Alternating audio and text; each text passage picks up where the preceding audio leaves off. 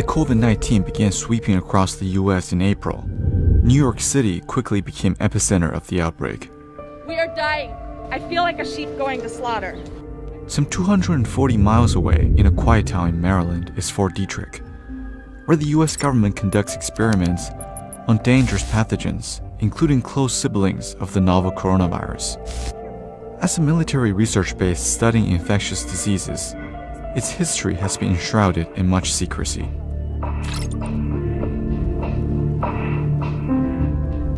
In 1942, it became the birthplace of America's secret biowarfare research facility. Bacteria studied in the biological warfare labs at Fort Detrick included anthrax, a deadly and highly infectious agent.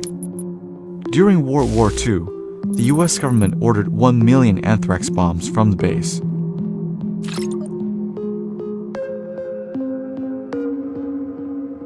When the Cold War began, the CIA used the base to conduct secret mind control experiments on humans that often involved unwitting American citizens and Soviet prisoners.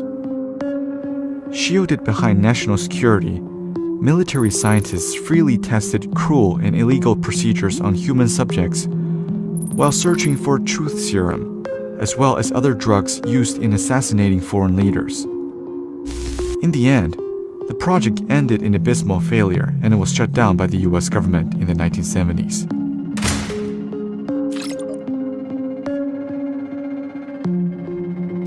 Since the early 1960s, Fort Detrick also became the host of high-end research facilities, including the U.S. Army Medical Research Institute of Infectious Diseases, also known as USAMRIID. USAMRIID conducts researches on some of the most dangerous pathogens known to mankind, such as Ebola.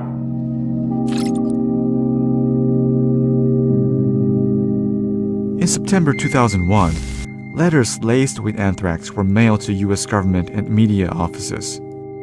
5 people died after opening the deadly letters, while 17 others became infected with the dangerous bacteria.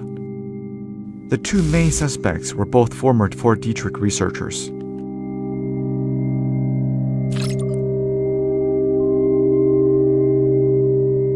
In July 2019, research at USAMRIID was temporarily halted due to safety concerns by the CDC. The CDC detected at least 6 violations of federal regulations, including critical containment procedures. The inventory of the selected agents in the lab was also inaccurate. Moreover, there were leaks caused by a dysfunctional wastewater decontamination system. A spokeswoman confirmed these lapses, though she told the public that the leaks were limited to within the lab.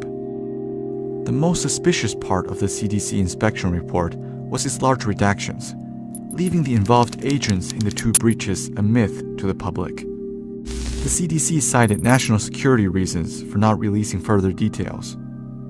Carol Krim of the Maryland's House of Delegates was among those who openly doubted the report and asked for more transparency over the health and safety risks posed by the institute. Besides, 4 doctors from the local advisory committee wrote an open letter to condemn the Army's lack of transparency. Experts warned irresponsible actions by the Army make these high-containment labs a high risk to local residents.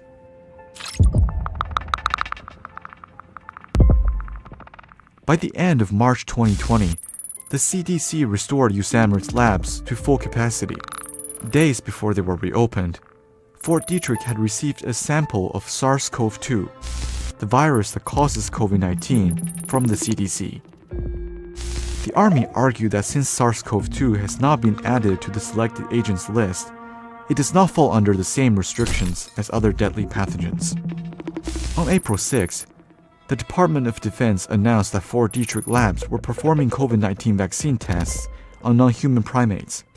4 days later, Fort Detrick's communications director denied the labs had started any vaccine testing.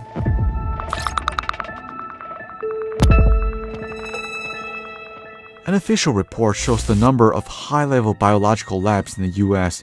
increased from 400 in 2004 to 1,500 in 2014.